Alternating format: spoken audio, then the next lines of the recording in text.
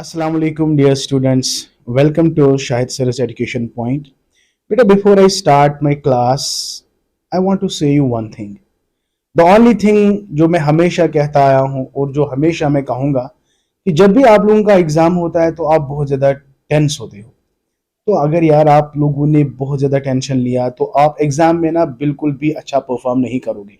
हाँ, एक किस्म का स्ट्रेस ऐसा है जो आपको मजबूर कर रहा है कि भाई अगर ये स्ट्रेस आप ले रहे हो क्योंकि उसका रीज़न होता है कि आपका जो प्रिपरेशन है वो अच्छे से हो जाए। ठीक है, अच्छी बात है, that's a very good thing. तो अगर आपको इस वक्त टेंशन है तो वो इसलिए है कि आपका एग्ज़ाम आने वाला है। अभी यार आप इतना टेंशन मत लो कि आप अपने दिमाग को और ज़्यादा जोर डालो, तो जो कुछ भी आपने याद किया होगा वो भी दिमाग से चला जाएगा। और ये एक बात याद रखना, अभी आपकी प्रिपरेशन चल रही है लेकिन आपको ये लग रहा है कि भाई यार मैंने तो सारा पढ़ा था, अभी तो मेरे दिमाग में कुछ नहीं आ रहा है। तो ये हर किसी के साथ होता है, ये आपके साथ नहीं होगा, ये मेरे साथ भी हुआ है, हम सब के साथ ये हो रहा है। So my dear, you go on preparation, you go on preparing yourself till your exams will come. तो जब आप पेपर देखोगे तो ऑटोमेटिकली क्योंकि आप लोगों ने मेहनत की है तो ऑटोमेटिकली आपको वो सब याद आएगा जो आपने पढ़ा था। ठीक है, तो माय डियर, डरने की जरूरत बिल्कुल भी नहीं है। I wish you all the best, my blessings are always with you. तो बेटा, this class is for health psychology and it is for psychology students, right.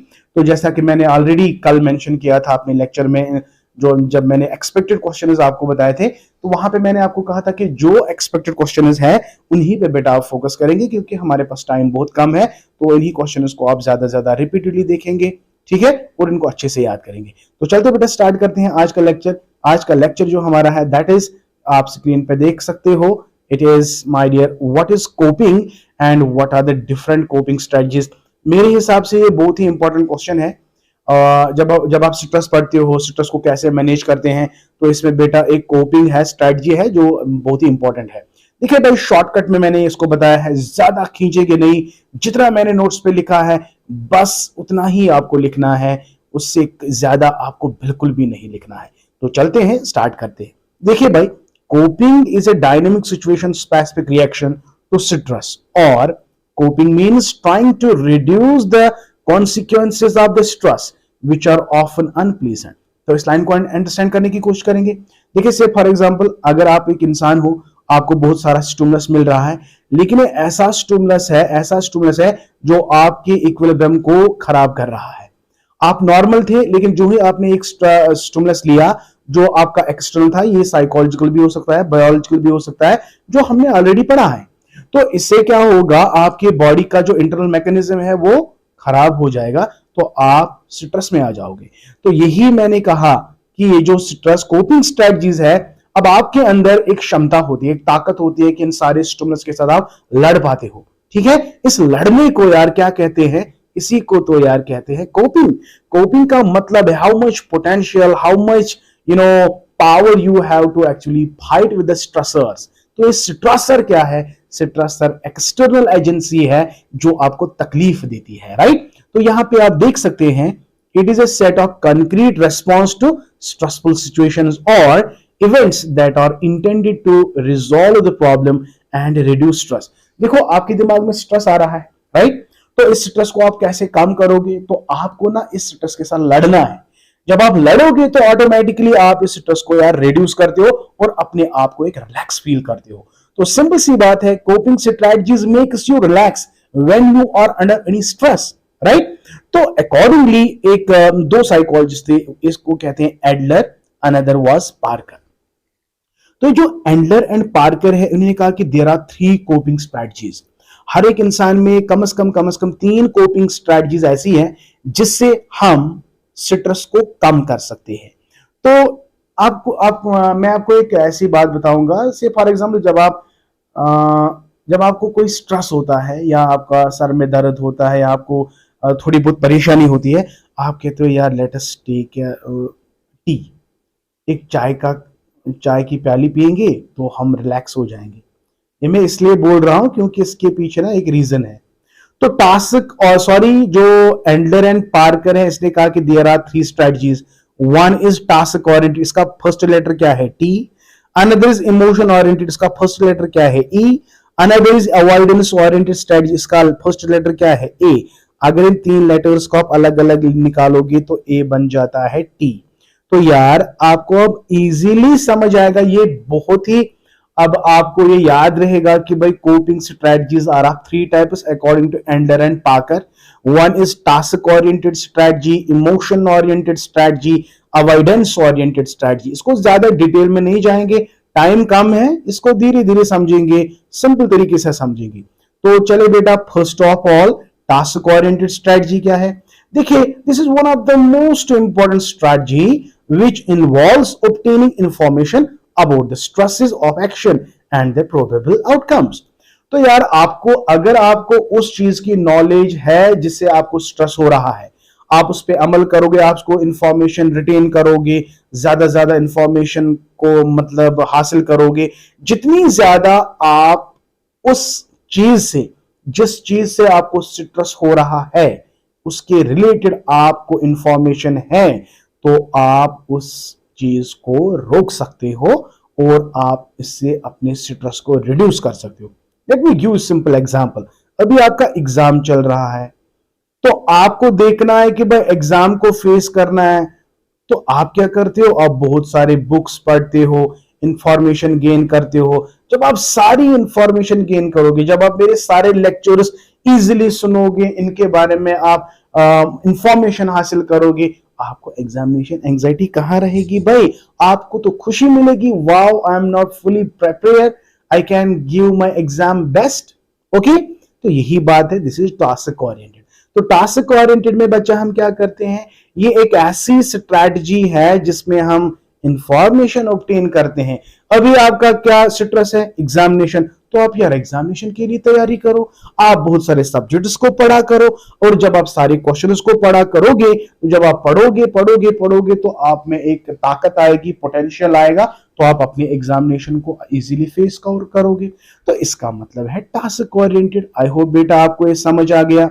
So nice of you, right. Another is emotion oriented strategy. देखिए, it involves efforts to maintain hope and to control one's emotions.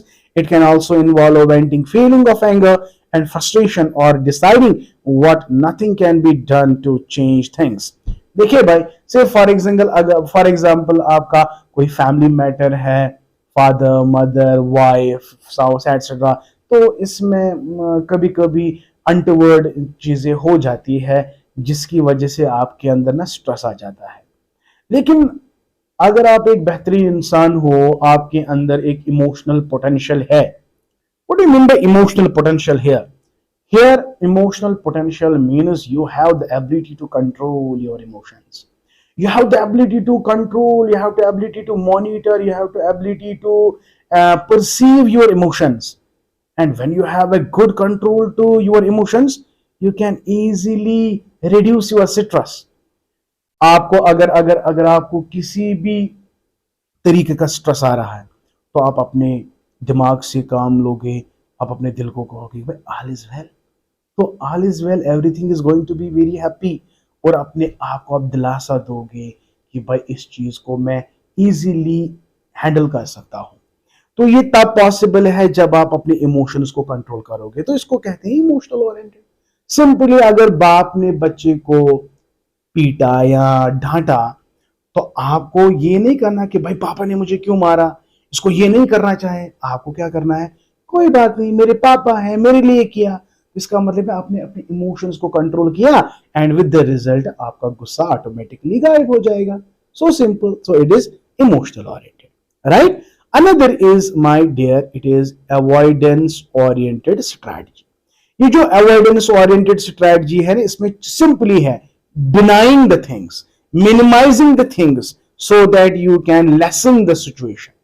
तो जिस चीज से यार आपको stress आ रहा है, उस चीज की तरफ आप देखो ही मत, इसको आप अवॉइड करो। से फॉर एग्जांपल आपको किसी फ्रेंड से तकलीफ हो रही है, तो इसके पास जाओ, लेकिन इसको अवॉइड करने की कोशिश करो। तो इससे क्या होगा? आप अपने स्ट्रेसफुल थॉट को सप्रेस करोगे और वो इजीली आपके सेल्फ प्रोटेक्टिव थॉट में चला जाएगा। So simple. तो सिंपली अवॉइडेंस स्ट्रेटजीज में क्या करते हैं, उन चीजों के साथ आप डील नहीं करते हो, उन चीजों को आप अवॉइड करोगे जिन चीजों से आपको स्ट्रेस हो रहा है।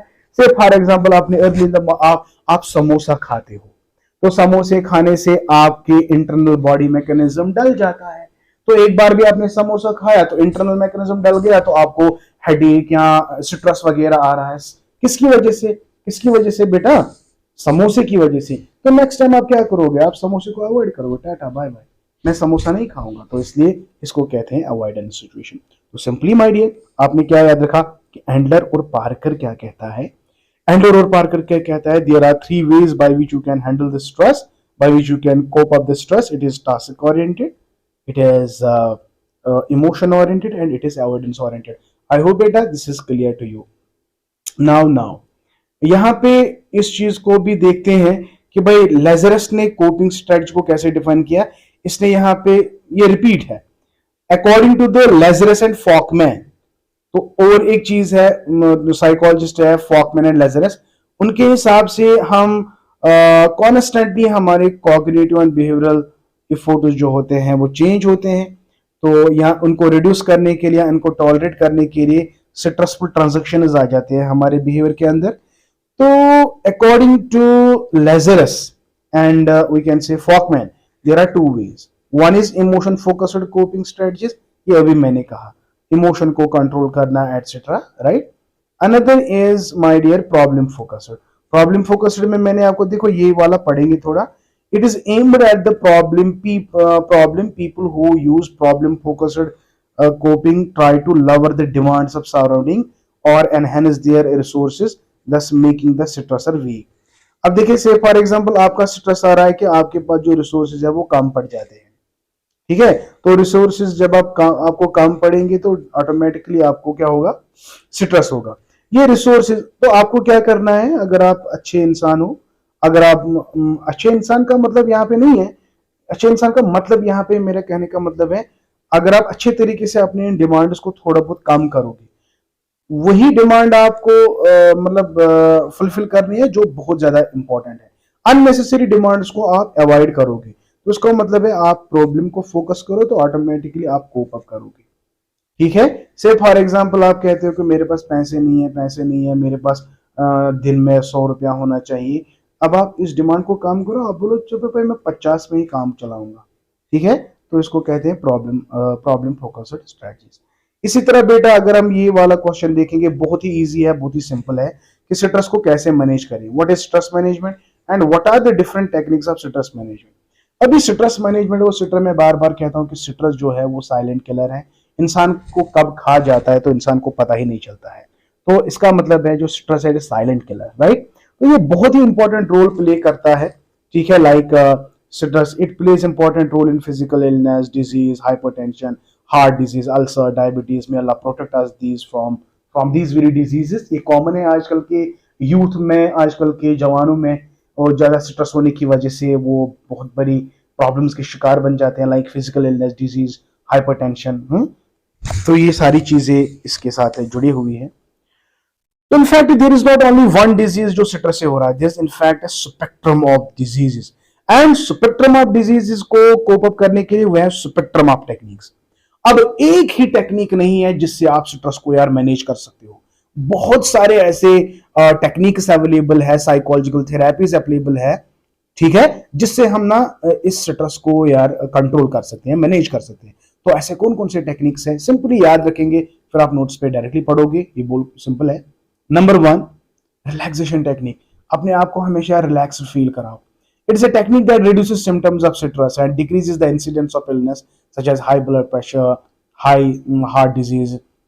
Deep breathing along the muscle relaxation. तो आप रिलैक्सेशन के लिए आपको लंबी सांस लेनी है, अपने बॉडी को पूरा रिलैक्स करना है। इससे क्या होगा, जो हाई ब्लड प्रेशर या हार्ट डिजीज वगैरह बीमारी है, इससे वो काम हो सकती है। किससे? रिलैक्सेशन टेक्निक से। Meditation process, it is a technique that reduces symptoms of stress and decreases the incidence of illness such as high blood pressure है। For example deep breathing along, ये भी बिल्कुल ऐसे ही है, ये भी इसी तरह मुझे लगता है कि ये थोड़ा कट कॉपी में थोड़ा इसको प्रॉब्लम हुआ है, ये यहाँ पे भी वही आया। तो मेडिटेशन एक्चुअली क्या होता है, किसी चीज की तरह ध्यान देना, अपना फोकस किसी पर्टिकुलर ऑब्जेक्ट पे लगाना। तो ये वाला, ये जो मैंने यहाँ पे लिखा है, तो ये वाला इसमें नहीं, आप खाली मेडिटेशन प्रोसीजर मेंशन करोगे। In meditation procedure we focus on a single object, single object. इससे क्या होगा कि आपका ध्यान उस ऑब्जेक्ट की तरफ जाएगा, बाकी जो भी आपके दिमाग में चल रहा है तो वो ऑटोमेटिकली रिड्यूस हो जाएगा and you will feel better. इसी तरह बेटा हमारे यहाँ कॉग्निटिव बिहेवियरल टेक्निक्स है। तो कॉग्निटिव बिहेवियरल टेक्निक्स में भी ये भी इम्पोर्टेंट है, हमें इनसे नेगेटिव थॉट जो है, इरेशनल थॉट जो है, वो हम पॉजिटिव और रैशनल वनस बना सकते हैं। इसमें कॉग्निटिव है। इसी तरह bio feedback, exercise, balanced diet etcetera, ये सारी चीजें हम इस्तेमाल कर सकते हैं किसके लिए, स्ट्रेस को मैनेज के लिए। तो when you have to actually manage the stress, तो you have to keep it in mind some important techniques: relaxation, meditation, cognitive behavioral therapy, biofeedback, right? And exercise is very important। ये हमारे lungs, हमारी circulation, हमारी blood pressure और हमारी body immune system को strong बनाता है, राइट? तो इससे हम स्ट्रेस को मैनेज कर सकते हैं। अगर आप डेली एक्सरसाइज करते हो, फिर अच्छा खाना खाते हो, बैलेंस्ड डाइट खाते हो, तो तमाम न्यूट्रिएंट जो आपके बॉडी की रिक्वायरमेंट के हिसाब से है, तो आपको कभी स्ट्रेस नहीं आएगा। ठीक है, तो ये सबसे इंपॉर्टेंट बात है। इसको हम कहेंगे how you can actually manage the stress, right बच्चा? तो ये बहुत ही इंपॉर्टेंट है, इतना ज्यादा टफ टास्क नहीं है। ओके, हो गया ये।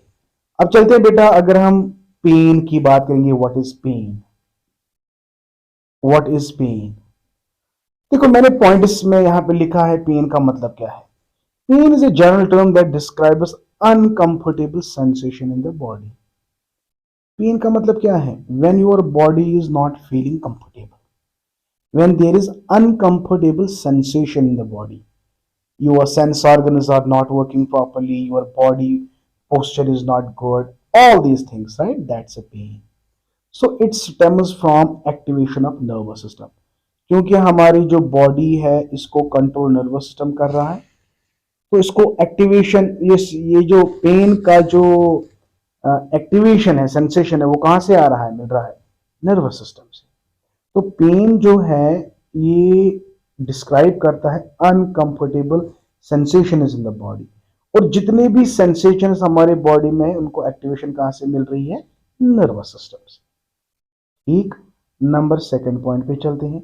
Pen can range from annoying to debilitating.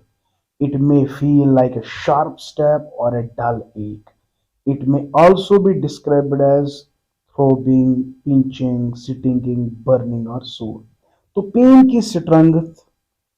की जो स्ट्रेंथ होती है वो वेरी हो सकती है। One, it may be a slight pain, it may be a that pain which you can not bear, right? तो बहुत सारी चीजें हैं इसमें। तो इसमें भी moderate, it may be severe, okay. Pain may be consistent, it may start and stop frequently, or it may occur only under some conditions. It may be acute, developing suddenly and lasting for a short period of time, or it may be chronic with ongoing sensations that last or turn repeatedly over several months or years. तो देखो भाई, यहाँ पे आप देख लेना, जो pen होता है ना, पेन खाली आपके बॉडी पार्ट्स को लेकर नहीं है।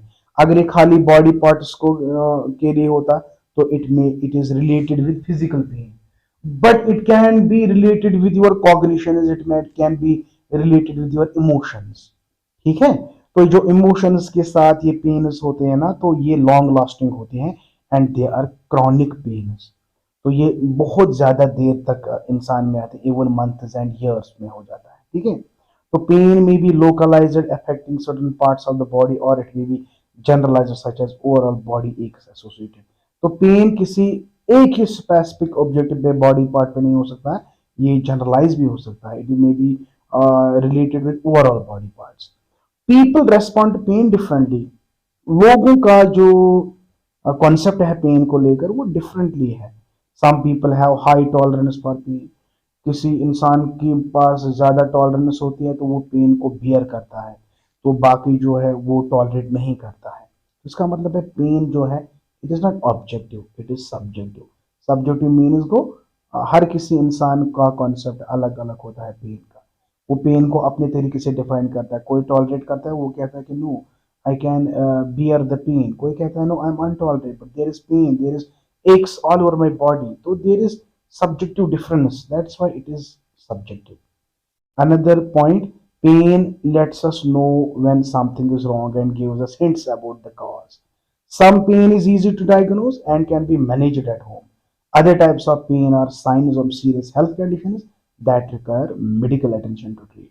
तो ये जो पेन है, जो ये हमें एक क्ल्यू देती है कि आपके बॉडी के अंदर कुछ गड़बड़ चल रहा है। अगर पेन नहीं होती तो हमें कैसे पता चलेगा कि हमारी बॉडी में कई जगह पर प्रॉब्लम है।